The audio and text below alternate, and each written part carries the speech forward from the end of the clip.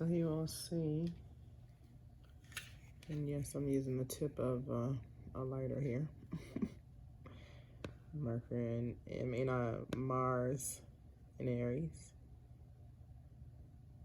Chiron is here too. This is midheaven, medium coli, the MC. That's for another day.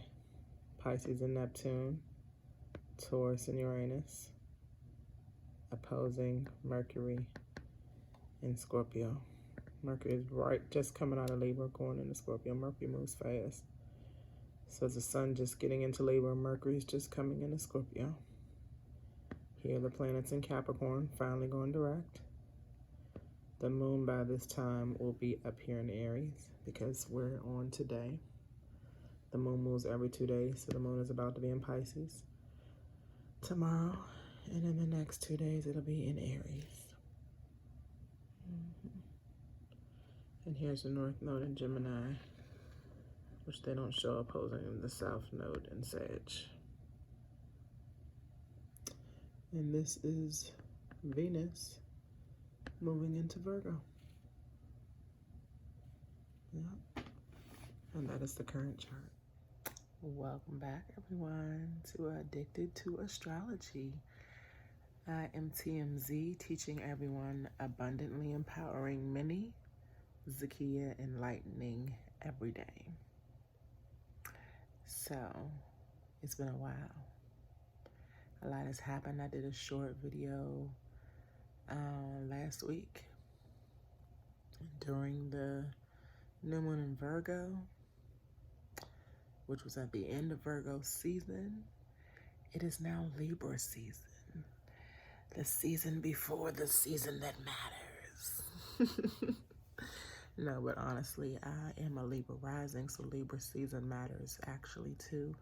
Libra and Aries are two opposing opposition signs that are super important to our zodiac and astrology calendar.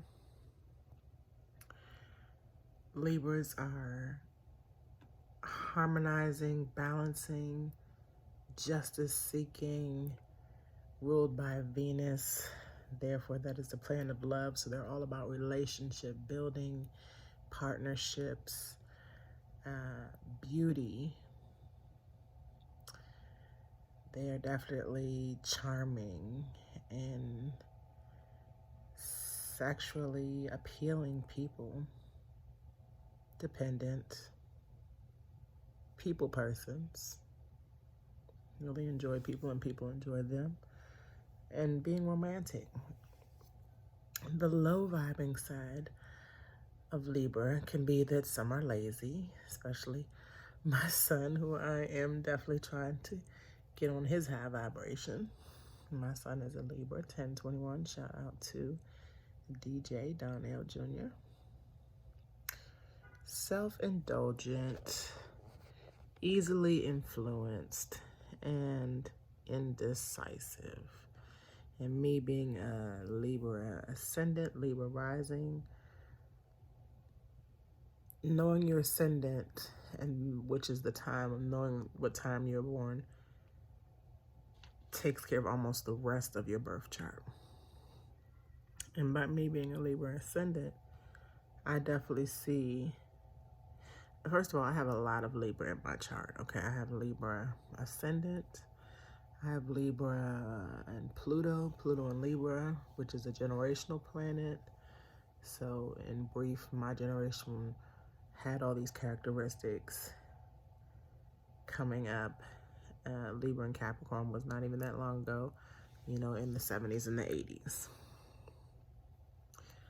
And just think of how many things we had that were balancing and harmonizing and serving justice. However, also think of how the collective was low vibing with being easily influenced and indecisive back in the 70s and the 80s. All right, but bringing it back, I also have my North Node is in Libra. So my destiny is to learn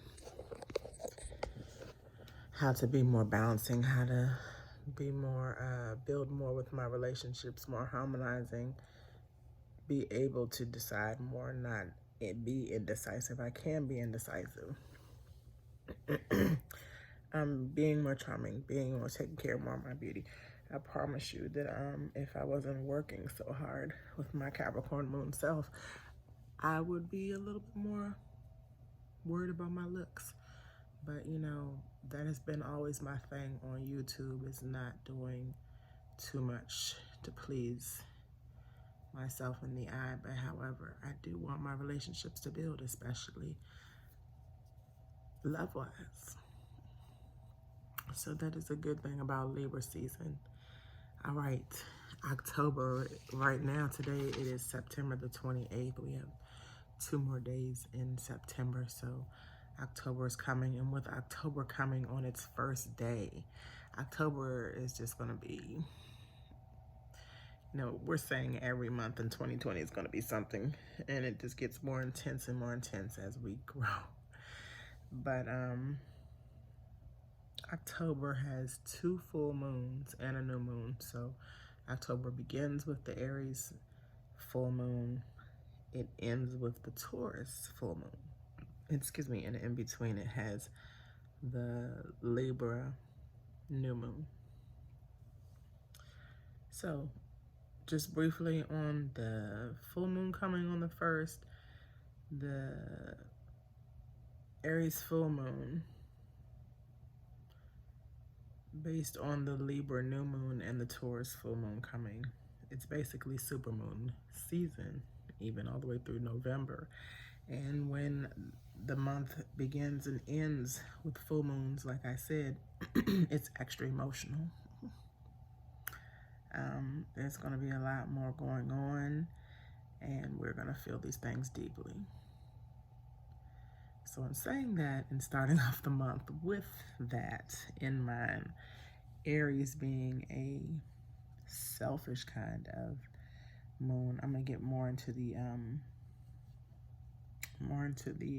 full moon in a second. I just want to break down some of the other happenings in October really quick, at least up until mid-month. But Aries begins the zodiac cycle with everything. So this is like the beginning of a new moon cycle. Pisces moon again. Pisces full moon was the ending of a cycle. Aries full moon is going into a new cycle. Learning how to inwardly be selfish and take care of self. A lot of these retrogrades this year also have to do with inwardly dealing with self. I'm gonna get back to that. October the 2nd, Venus enters Virgo. Venus being a perfectionist, a organizing, structuring kind of planet, grounded, well-grounded, brain stability, tied with Venus will bring real love. So look for real love occurrences, look for real love energy, give real love, receive real love in return. October 2nd is your day. Hope it's my day too.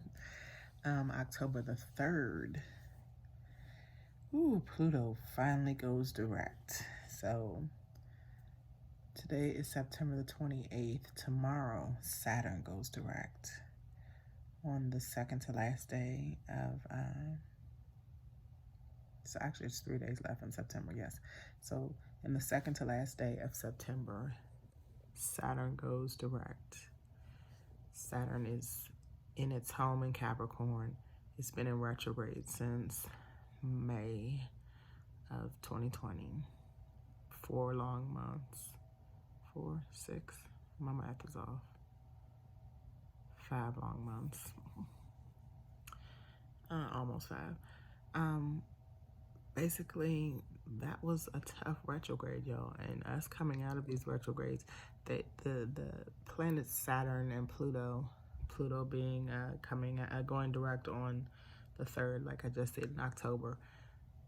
Their shadow periods, because they're slower moving planets, are going to be long too. So we really won't even feel like we're out the retrograde until the end of this year, going into January 2021.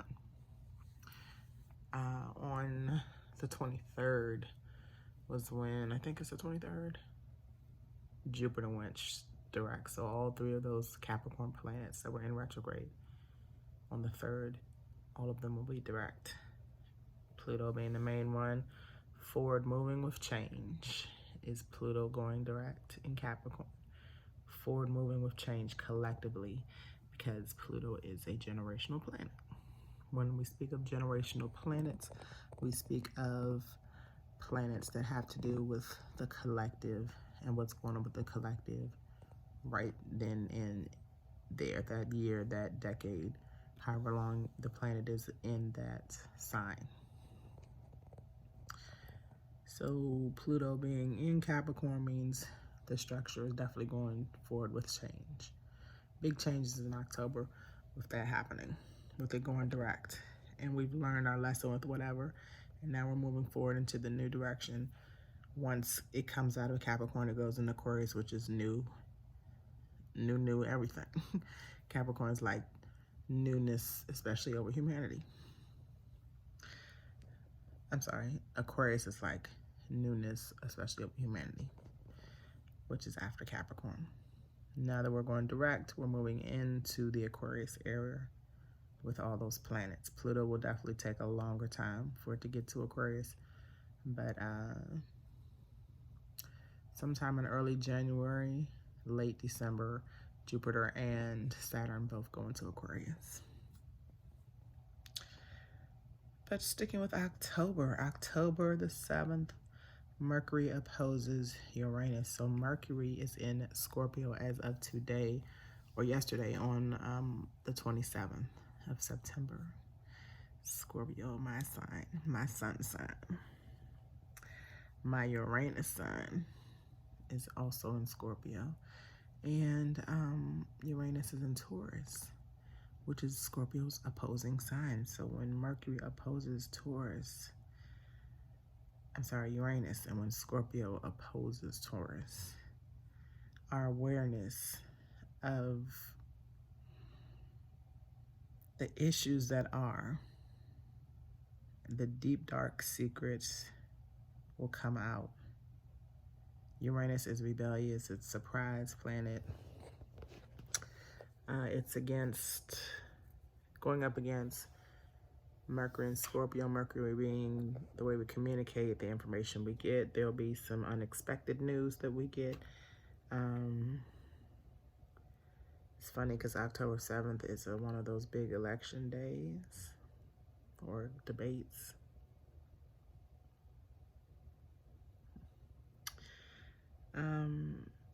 There's going to be definitely more rebellion against change, but there is going to be change, especially via the way we communicate. Isn't that there's something going on with TikTok and somebody else. I don't know, but expect a bunch of changes, because especially a week after that, we have Mercury in retrograde.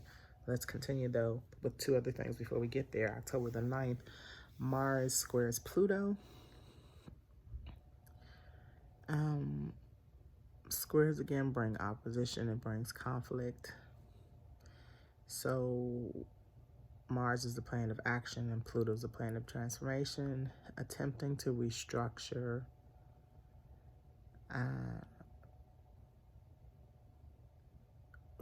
many things, especially Pluto being another outer planet, Mars being a more faster planet. The action we take to change will definitely conflict, but be for the better. And the energies that are in all of these are coming from all these transitions, these transits, meaning the squares and the trines and the retrogrades and the oppositions. Retrogrades aren't necessarily transits, but all these things happening are definitely energies that we can relate to in various ways, and especially in things individually and over the collective. So not specifically knowing, there's a definite unknown feeling or unknown energy in the universe right now with not knowing what is going to be, but change is definitely coming. Change has been coming. Changes are still coming. October the 10th, Venus trines Uranus. Venus will be again in Virgo. Trines happen with the same element sign, so Venus and Taurus are both earth signs. Surprise me with love, do something different, be more creative, more romantic, be spontaneous. This again, I'm gonna make my own mental note because love is in the air in Scorpio season. I don't wanna be lonely. I need to stop wearing black so much. I'm talking all this love and romantic stuff. Still looking like a witch. Better. So yes, Venus, the planet of love and romance and beauty is in Virgo, trining Uranus in retrograde in Taurus, which is reminding us and rethinking of how we do things. So I just gave y'all the switch up.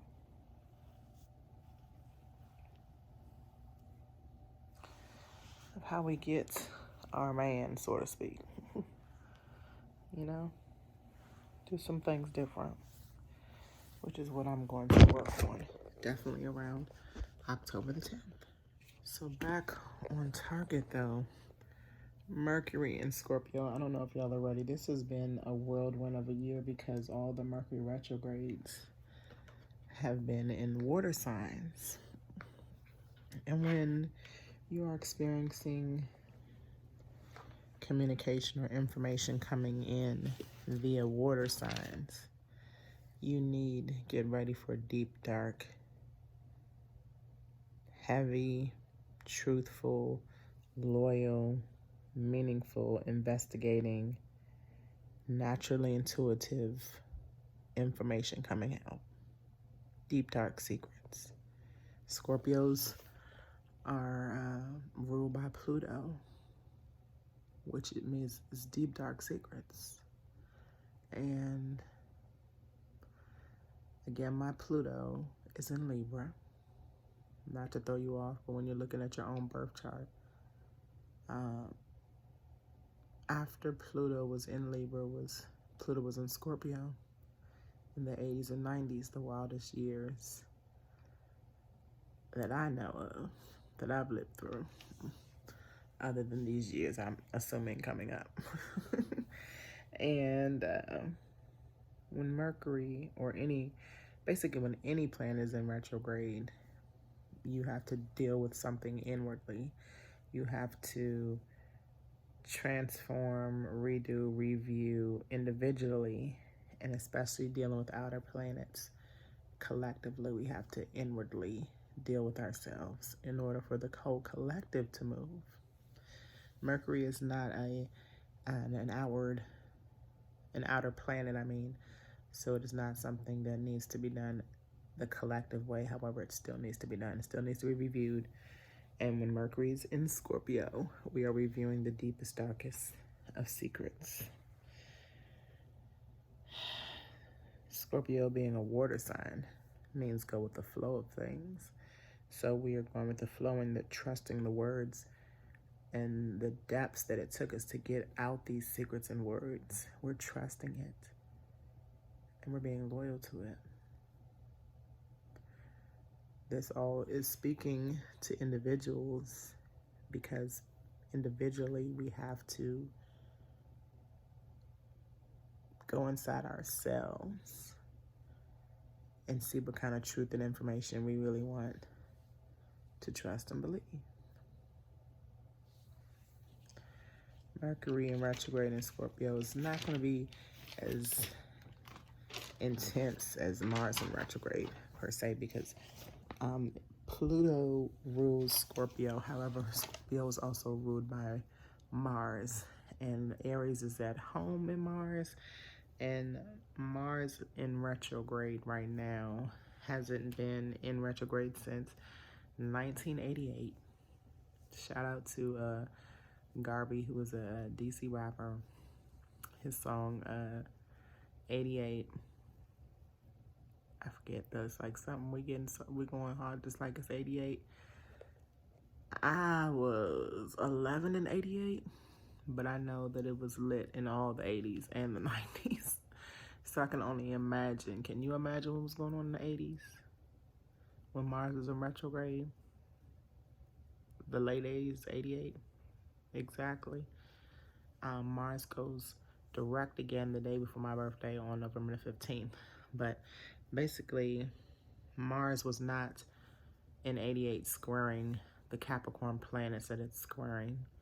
Those two signs, Aries and Capricorn, the ram and the goat, are steadily going headbutting all year long, which is creating more of a tug of war. This whole year has been a tug of war of good and bad, left and right, red and blue, white and black, all kinds of tug of war scenarios. And Mars in retrograde doesn't make it much better. I had to get a little more comfortable, y'all, because it's late. It's getting late. Why'd you gotta be here? Okay, it's hard to sing like this, but anyway.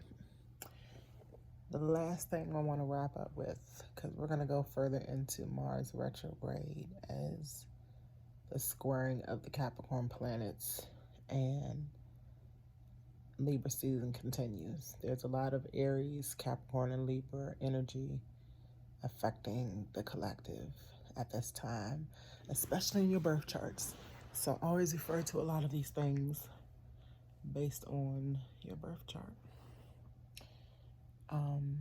Aries is in retrograde in Mars is in retrograde in Aries. Chiron is in retrograde in Aries. And then we have the Aries full moon coming up in just 4 days at 5:05 p.m. Eastern Standard Time. Aries will be at 9 degrees, opposing the Libra sun in 9 degrees. This is a balance of energies from giving and sharing with others, with our personal needs, and keeping the peace. Libra is codependent sometimes and always comparing. And Aries can be selfish sometimes, but Aries teaches us what is best for us. The Aries full moon releasing some of those opposing energies with Libra, releasing the undecisiveness, releasing the codependency, releasing the need to compare, and learning how to find what's best for you and who's best for you. This is healthy. This is what you and yourself and your ego need. Aries has to do with ego. This is my oldest daughter's moon. She's an Aries moon. I see her releasing certain aspects of wanting to grasp onto those Libra opposing energies, those Libra characteristics that Aries have, because that is their opposing sign, and needing and wanting to have so many relationships with people and wanting to have more relationship with herself and finding herself and finding what she can do for self. Now she can be selfish because of that Aries moon. however, it builds her confidence. It shows me that she's putting herself first and making herself happy first. So this Aries moon, this full moon, will help us release some of those energies keeping us away from doing those things. Okay. Again, there are 3 planets in Aries, and the Aries moon will conjunct Chiron. I don't know why I call it. Ooh, it's late, but yes. Chiron retrograde will be at 7 degrees, conjuncting Aries around 9 degrees, the Aries full moon. This will bring emotionally you healing your wants and needs. What you want for yourself and what you need for yourself is healing. As I said, what I see in my daughter. This is also connected to your body and how you move and how those energies are healing you. The Aries energies on your chart want you to notice who you are now and how you're changing. One thing about the moon conjunction Chiron, these will bring gut feelings based on any Aries placements on your chart. So if you're like an Aries sun sign, any feelings you have that you feel that are true, or that you feel you are healing from, continue to grow from that, continue to find out what's best from that, or what will be best from that. Continue to seek what is best for you in that kind of situation. Emotionally, if you have an Aries moon, Mercury in Aries, communicative wise, seek what's best for you. Aries in Mars and Aries, action taken that's best for you. Venus in Aries, the way you love that is best for you. Jupiter in Aries, your finances are how you grow. What direction you grow in is best for you. Saturn in Aries, how you work for self, and even growing your own businesses, being your own bosses, if that's best for you, seeing if that's best for you.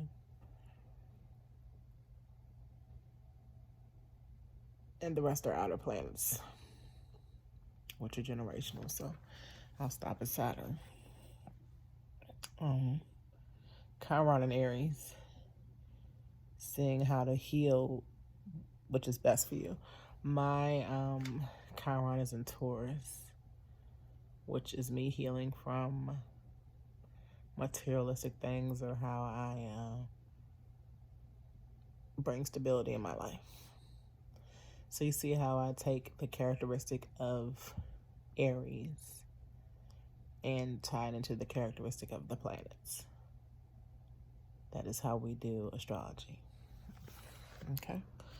And the transits are basically the daily happenings and daily energies that affect us above, so below. Okay. The full moon is shining and illuminating Chiron, which brings new understanding of what Chiron is healing within you, especially Aries placements, especially people with Aries and Chiron. Aries is a confident and independent. It is a cardinal sign, so those are independent signs: Aries, Libras, Capricorn, and Cancers. They are signifying what are you developing. That is also the first realm degree, because it is in 9 degrees of Aries and 7 degrees of Chiron. It is in the last realm with Mars in retrograde. So the action we take is at mastery level. However, the healing and the emotions are still coming from root level, coming from the beginning stages, going back to the beginning stages with Chiron and Aries at 7 degrees in retrograde, healing from the root, getting to the root of the problem, and the moon illuminating it, the full moon illuminating Chiron, like confirming that that's what needs to happen, confirming that the root of the problem will be and is being healed. It's good news for Aries. Good news for Aries placements. Basically, what do you need to know about yourself stage? The early stages of what do you need to know about yourself to get the fix in the problem. And the problem will fix. It will fix. Mars, the action you take is being in retrograde until November the 14th. Will make it hard to take that, to seem like it's going to, especially with Mercury in retrograde too. It'll make it hard to see like it's going to feel like you're stuck still and it's not going to work out, but it will. A lot of things will be answered. A lot of our indecisiveness of Libra season and heavy transformation in Scorpio season and higher vibing in Sagittarius season will get all better by the end of the year in Capricorn season. The end of the physical man-made year. Mars squaring all the Capricorn planets are slowing down Mars in retrograde consistently this entire year, which has made 2020 the most tremendously transformational year because of the squares, because of those transits, because of those energies that keep happening between Aries and Capricorn planets. Mars and Saturn squaring, or Mars and Pluto squaring, or Mars and Jupiter squaring. Squaring being conflict, but creating change. Much needed change at that. Oh, there's a lot.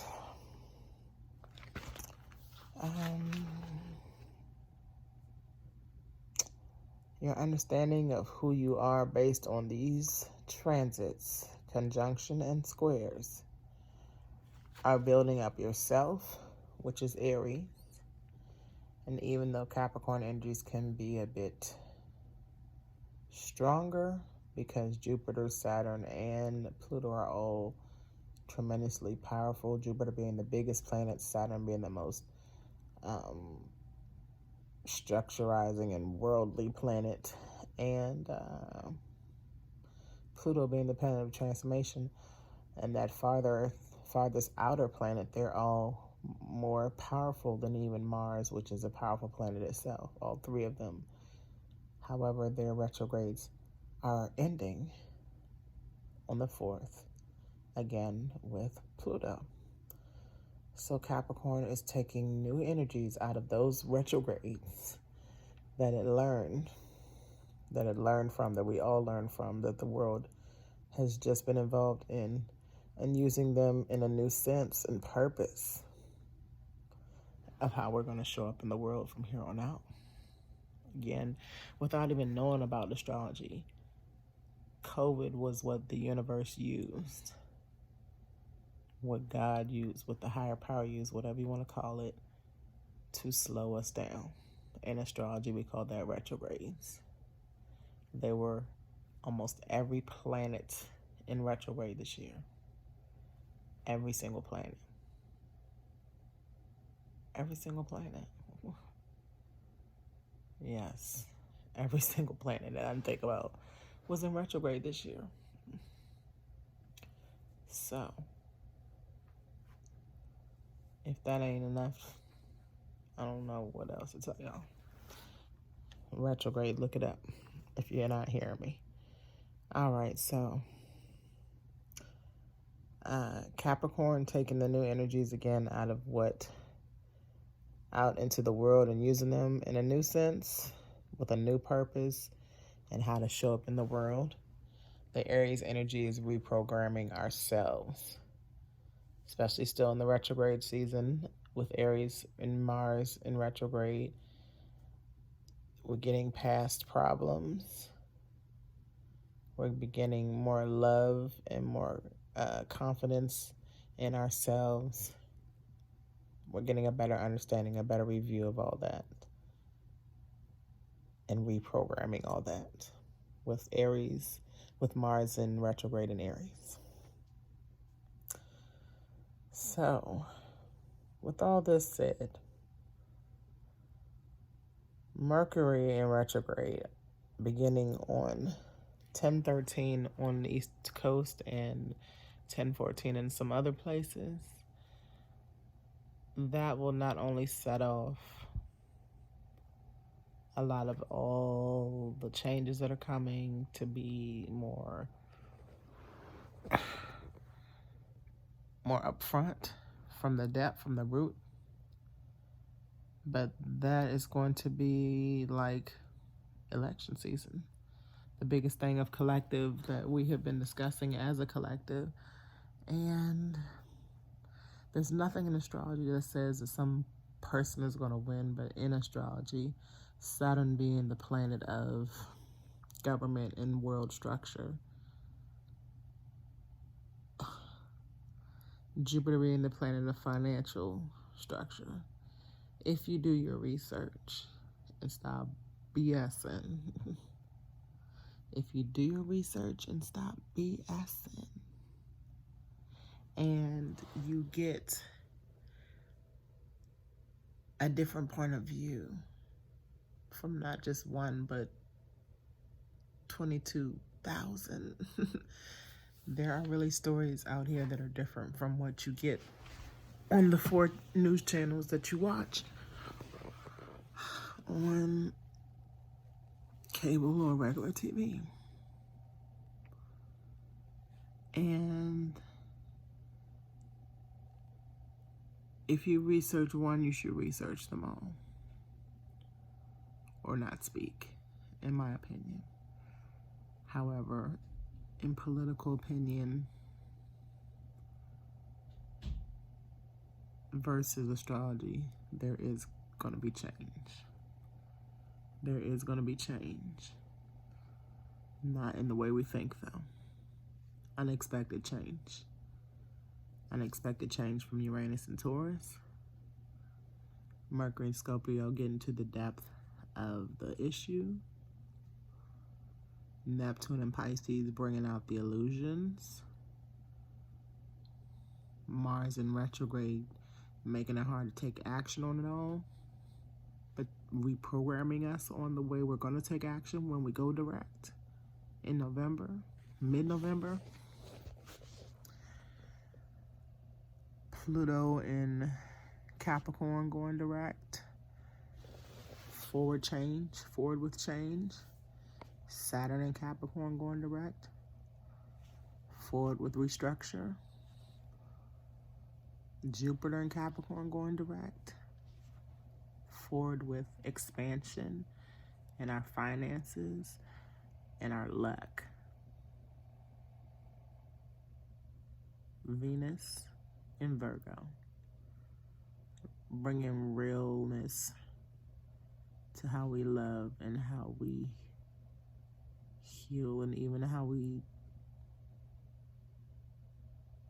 use our money. And Chiron in Aries, helping us heal from the root on out. There's a lot going on above, so below. We affect each other above and below. We affect each other 6 feet apart. We affect each other 6 degrees apart. Trines at 120 degrees, oppositions at 180 degrees.